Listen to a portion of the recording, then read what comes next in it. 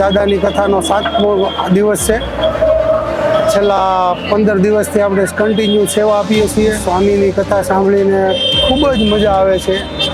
અંદરથી એક જ વિચાર આવે છે કે દર વર્ષે સુરતમાં એકવાર કથા આપણી થવી જોઈએ।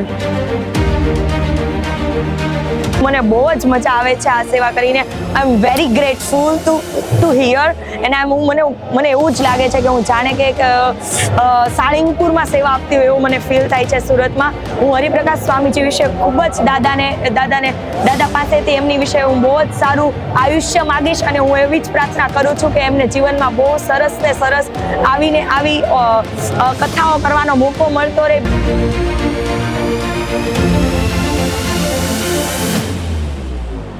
સ્વામીજીની એ વાત તો બહુ ગમી જેમને કાલના પ્રસંગમાં કીધું હતું કે તંદુરસ્ત શરીર, તંદુરસ્ત મન, તંદુરસ્ત જીવન અને તંદુરસ્ત અને સુડોળ શરીર રાખો।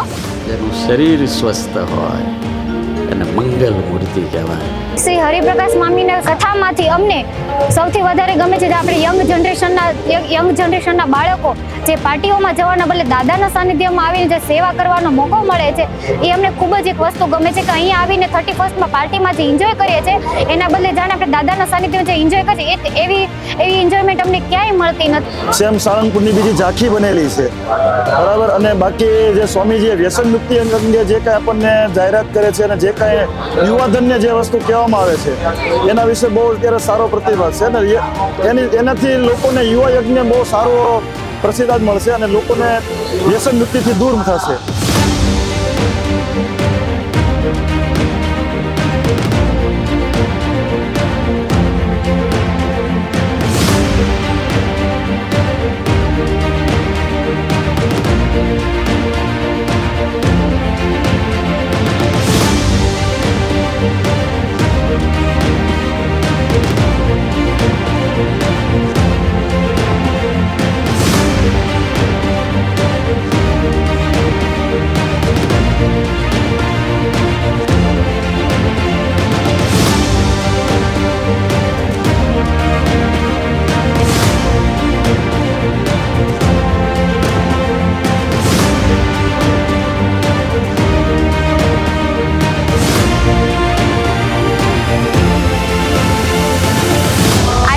હનુમાન ચાલીસા યુવા કથાનો 7મો દિવસ એટલે કે અંતિમ દિવસ છે।